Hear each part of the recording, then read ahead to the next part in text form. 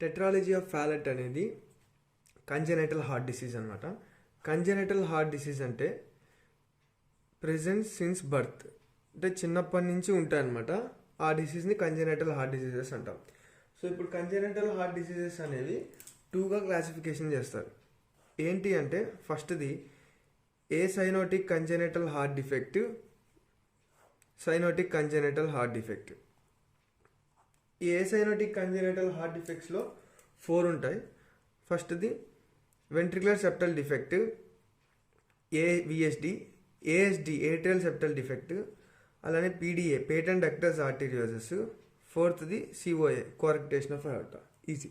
So acyanotic heart డిఫెక్ట్స్లో 4 ఉంటాయి: ventricular septal defect, atrial septal defect, patent ductus arteriosus, coarctation of aorta.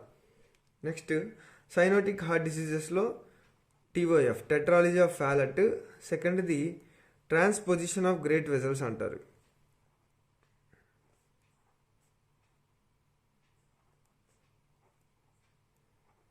ఇది transposition of great vessels. So ఇప్పుడు మనం చదివేది tetralogy of Fallot. So tetralogy of Fallot is an cyanotic congenital heart defect. అది tetralogy of Fallot is a cyanotic congenital heart defect. Tetralogy of Fallot అంటే tetralogy అంటే 4 కదా.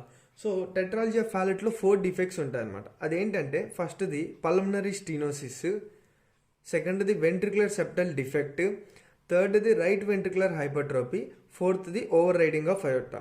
So ఇప్పుడు ఈ 4 క్లియర్గా చూద్దాం ఒక డయాగ్రామ్లో. సో ఫస్ట్ది ఏంటి అంటే పల్మనరీ స్టీనోసిస్. ఈ పల్మనరీ స్టీనోసిస్ ఏంటి అంటే రైట్ వెంట్రికల్ నుంచి అరైజ్ అయ్యేది పల్మనరీ ఆర్టరీ. ఈ పల్మనరీ ఆర్టరీ ఓపెనింగ్ దగ్గర ఎంట్రన్స్లో ఉండేది ఏంటిది? Semilunar valves or pulmonary valve అంటారు. సో ఫస్ట్ది ఏంటి అంటే పల్మనరీ స్టీనోసిస్. ఇది అంటే ఇక్కడున్న వాల్వ్ ఏమవుతుందంటే బాగా నేరో అయిపోతుంది అనమాట. ఇది ఫస్ట్ డిఫెక్ట్. టెట్రాలజీ ఆఫ్ ఫ్యాలెట్లో 4 ఉంటాయి. ఫస్ట్ది ఇది. సో పల్మనరీ ఆర్టరీకి ఎంట్రన్స్లో ఉండే పల్మనరీ వాల్వ్ అనేది నేరో అయిపోతుంది. ఈజీ. సెకండ్ది ventricular septal defect. Ventricular septum అంటే రైట్ వెంట్రికల్కి లెఫ్ట్ వెంట్రికల్కి మధ్యలో ఉండేది ఇంటర్ వెంట్రికులర్ సెప్టమ్ అంటారు. సో ఈ వెంట్రికులర్ సెప్టంలో ఒక చిన్న ఓపెనింగ్ అనేది అలానే ఉండిపోతుంది అనమాట. అంటే ఈ సెప్టమ్ అనేది పూర్తిగా క్లోజ్ అవ్వదు. దాన్నే వెంట్రికులర్ సెప్టల్ డిఫెక్ట్ అంటారు. ఇది సెకండ్ది. థర్డ్ది రైట్ వెంట్రికులర్ హైపర్ట్రోపీ. సో నార్మల్గా నార్మల్ హెల్దీ ఇండివిజువల్స్లో ఎప్పుడు లెఫ్ట్ వెంట్రికల్ అనేది లెఫ్ట్ వెంట్రికల్ మస్కులేచర్ అనేది రైట్ వెంట్రికల్తో కంపేర్ చేస్తే కొద్దిగా థిక్నెస్ ఎక్కువ ఉంటుంది. కానీ ఈ టెట్రాలజీ ఆఫ్ ఫ్యాలెట్ బేబీలో ఎలా ఉంటుందంటే ఈ డిఫెక్ట్ ఉన్నప్పుడు రైట్ వెంట్రికల్ వాల్ అనేది when compared to left ventricle, right ventricle wall అనేది థిక్గా ఉంటుంది అనమాట. అది. సో ఈ డిఫెక్ట్ ఇది third defect, right ventricular hypertrophy. ఫోర్త్ది ఏంటి అంటే overriding of aorta. Overriding of aorta అంటే అయోర్టా అనేది లెఫ్ట్ వెంట్రికల్ నుంచి అరైజ్ అవుతుంది, సిస్టమిక్ అయోర్టా. కానీ ఈ వెంట్రికులర్ సెప్టల్ డిఫెక్ట్ ఉండడం వల్ల, అంటే ఈ వెంట్రికులర్ సెప్టంలో ఓపెనింగ్ ఉండడం వల్ల ఈ అయోర్టా అనేది కొంత పార్ట్ అయోర్టా ఓపెనింగ్ అనేది కొంత రైట్ వెంట్రికల్లోకి ఓపెన్ అవుతుంది అనమాట. అది ఇట్లా. సో కొంత ఒక 20% రైట్ వెంట్రికల్లో ఓపెన్ అవుతుంది, ఓపెనింగ్ అనేది మౌత్ అనేది. మిగతా 80% లెఫ్ట్ వెంట్రికల్లోనే ఉంటుంది. దాన్నే ఓవర్ రైడింగ్ ఆఫ్ అయోర్టా అంటారు. చాలా ఈజీ. సో ఫస్ట్ది పల్మనరీ స్టీనోసిస్ అంటే పల్మనరీ వాల్వ్ అనేది నారా అయిపోవడం. సెకండ్ది వెంట్రికులర్ సెప్టల్ డిఫెక్ట్ అంటే వెంట్రికులర్ సెప్టంలో ఓపెనింగ్ అనేది పూర్తిగా క్లోజ్ అవ్వదు, క్లోజ్ అవ్వకపోవడం వల్ల కొంత ఓపెనింగ్ అలానే ఉండిపోతుంది. థర్డ్ది ఏంటి? Right ventricular hypertrophy. అది మజిల్ అనేది బాగా థిక్గా ఉంటుంది అనమాట when compare to left ventricle. ఫోర్త్ది ఓవర్ రైడింగ్ ఆఫ్ అయోర్టా అంటే ఈ వెంట్రికులర్ సెప్టల్ డిఫెక్ట్లో ఉన్న ఓపెనింగ్ ద్వారా లెఫ్ట్ వెంట్రికల్లో ఉన్న అయోర్టా అనేది రైట్ వెంట్రికల్లోకి ఓపెన్ అవుతుంది. ఇవి 4 defects of tetralogy of Fallot. So ఈ 4 డిఫెక్ట్స్ ఉన్న హార్ట్లో ఏం జరుగుతుంది అంటే ఫస్ట్ది రైట్ వెంట్రికల్లో ఉండేది డీఆక్సిజనేటెడ్ బ్లడ్. ఈజీ.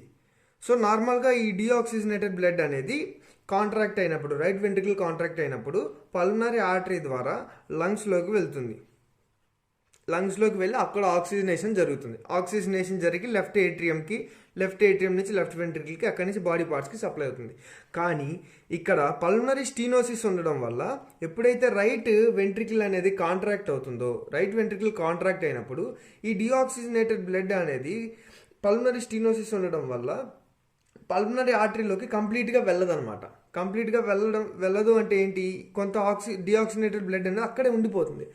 అలా రైట్ వెంట్రికల్లో ఉండిపోవడం వల్ల అక్కడ ప్రెషర్ పెరిగిపోతుంది అనమాట, చాలా ప్రెషర్ ఎక్కువ అవుతుంది. సో ఈ రైట్ వెంట్రికల్లో ప్రెషర్ పెరగడం వల్లే ఆ రైట్ వెంట్రికల్ మజిల్ అనేది చాలా థిక్నెస్ అనేది పెరిగిపోతుంది అనమాట when compare to left ventricle.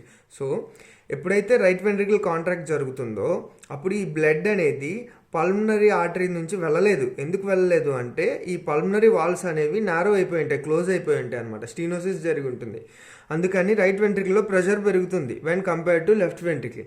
ఇలా రైట్ వెంట్రికల్లో ప్రెషర్ పెరగడం వల్ల ఏం జరుగుతుంది అంటే షంటింగ్ ఆఫ్ బ్లడ్ జరుగుతుంది అనమాట. షంటింగ్ అంటే బైపాస్ ఆఫ్ బ్లడ్. ఎటు నుంచి ఎటు వెళ్తుంది బ్లడ్ అనేది, బైపాస్ ఆఫ్ బ్లడ్ అనేది రైట్ వెంట్రికిల్ నుంచి బ్లడ్ అనేది ఈ వెంట్రికులర్ సెప్టల్ డిఫెక్ట్ ద్వారా, అంటే ఈ వెంట్రికులర్ సెప్టల్ డిఫెక్ట్ ద్వారా రైట్ వెంట్రికిల్లో ఉన్న డిఆక్సిజనేటెడ్ బ్లడ్ అనేది లెఫ్ట్ వెంట్రికిల్లోకి వెళ్తుంది. ఈజీ, అర్థమైంది కదా, చాలా ఈజీ. సో ఈ పల్మనరీ స్టీనోసిస్ ఉండడం వల్ల డిఆక్సిజనేటెడ్ బ్లడ్ అనేది పల్మనరీ ఆర్టరీ ద్వారా లంగ్స్లోకి వెళ్ళలేదన్నమాట, అంటే ఎక్కువ వెళ్ళలేదు. కొంత బ్లడ్ అనేది రైట్ వెంట్రికల్లోనే ఉండిపోతుంది. అలా ఉండడం వల్ల రైట్ వెంట్రికల్లో ప్రెషర్ అనేది పెరుగుతుంది, ప్రెషర్ అనేది చాలా ఇంక్రీజ్ అవుతుంది when compare to left ventricle. అప్పుడు షంటింగ్ ఎలా జరుగుతుంది అంటే బైపాస్ ఆఫ్ బ్లడ్ అనేది రైట్ టు లెఫ్ట్ షంట్ జరుగుతుంది అనమాట. రైట్ టు లెఫ్ట్ షంట్ జరగడం అంటే రైట్లో ఉన్న డిఆక్సిజనేటెడ్ బ్లడ్ అనేది లెఫ్ట్లో ఉన్న ఆక్సిజనేటెడ్ బ్లడ్తో కలిసిపోతుంది. అలా కలిసి బాడీ పార్ట్స్కి సప్లై అవుతాయి అనమాట. ఈజీ.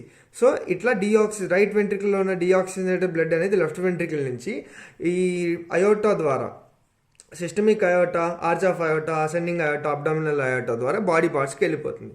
బాడీ పార్ట్స్కి వెళ్ళిపోవడం వల్ల ఫస్ట్ వచ్చే సిమ్టమ్ ఏంటి అంటే డిఆక్సిజనేటెడ్ బ్లడ్ బాడీ పార్ట్స్కి వెళ్తే ఫస్ట్ వచ్చే సిమ్టమ్ ఏంటి, సైనోసిస్. సైనోసిస్ కూడా both central cyanosis and peripheral cyanosis. Easy.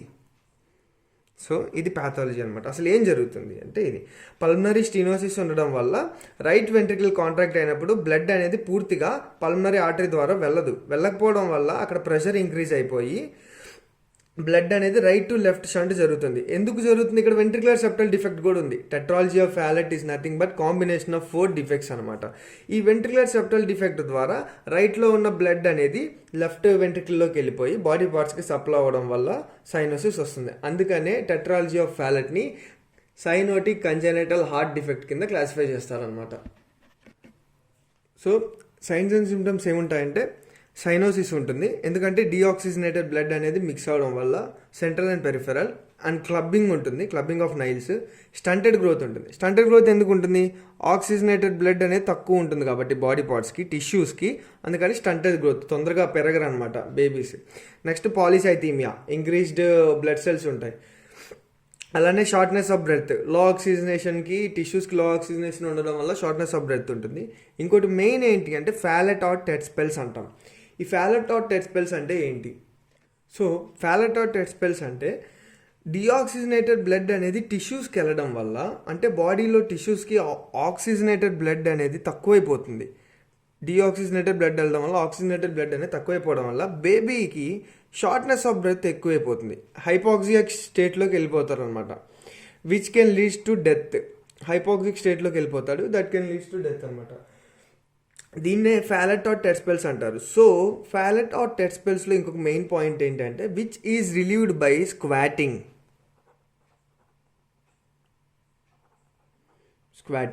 So Fallot or tet spells అనేది it is relieved by squatting.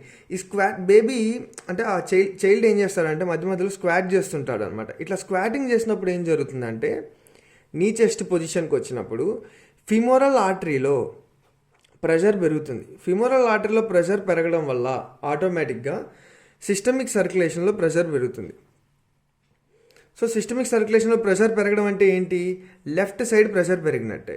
అప్పుడు ఏంటి దాని అర్థం, సో లెఫ్ట్ సైడ్ ప్రెషర్ పెరుగుతుంది కాబట్టి when compare to right side there will be shunting of blood from left to right.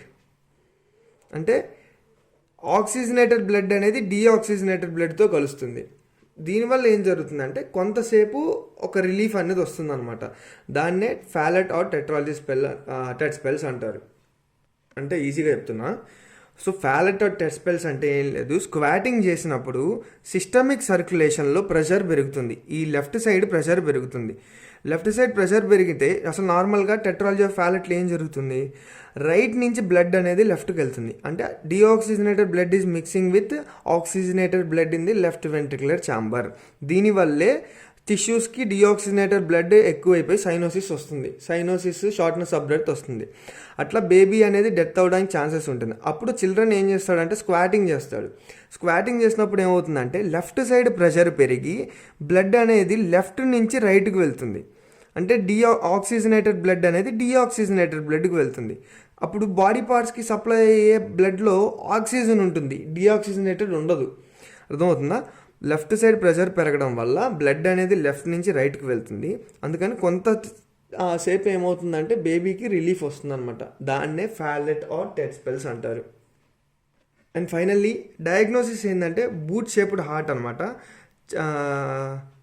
Chest x ray తీసినప్పుడు heart అనేది boot shape లాగా కనపడుతుంది. ఎందుకంటే బికాజ్ ఆఫ్ ఇది రైట్ వెంట్రికులర్ ఎన్లార్జ్మెంట్ ఉండడం వల్ల హార్ట్ అనేది ఇట్లా, సో రైట్ వెంట్రికులర్ ఎన్లార్జ్మెంట్ ఉండడం వల్ల హార్ట్ అనేది బూట్ షేప్లో కనపడుతూ ఉంటుంది. అది one of the diagnosis. So main concept ఇది. టెట్రాలజీ ఆఫ్ ఫ్యాలెట్లో 4 డిఫెక్ట్స్ ఉంటాయి. Pulmonary stenosis, ventricular septal defect, right ventricular hypertrophy, అలానే ఓవర్ రైడింగ్ ఆఫ్ అయోర్టా. ఇట్లా పల్మనరీ స్టీనోసిస్ ఉండడం వల్ల రైట్ సైడ్ అనేది ప్రెషర్ ఎక్కువైపోయి డిఆక్సిజనేటెడ్ బ్లడ్ అనేది లెఫ్ట్ వెంట్రికులర్కి మిక్స్ అవుతుంది అనమాట. మిక్స్ అవడం వల్ల బాడీ పార్ట్స్కి కానీ బాడీ టిష్యూస్కి కానీ డిఆక్సిజనేటెడ్ బ్లడ్ ఎక్కువైపోయి సైనోసిస్ వస్తుంది. ఇది మిగతా సైన్స్ అండ్ సిమ్టమ్స్ ఏంటి అంటే సైనోసిస్, క్లబ్బింగ్, స్టంటెడ్ గ్రోత్ ఎందుకంటే ఆక్సిజన్ ఉండదు కాబట్టి స్టంటెడ్ గ్రోత్ ఉంటుంది. పాలిసైథీమియా, షార్ట్నెస్ ఆఫ్ బ్రెత్, అలానే ఫ్యాలెట్ ఆర్ టెట్ స్పెల్స్ అనమాట.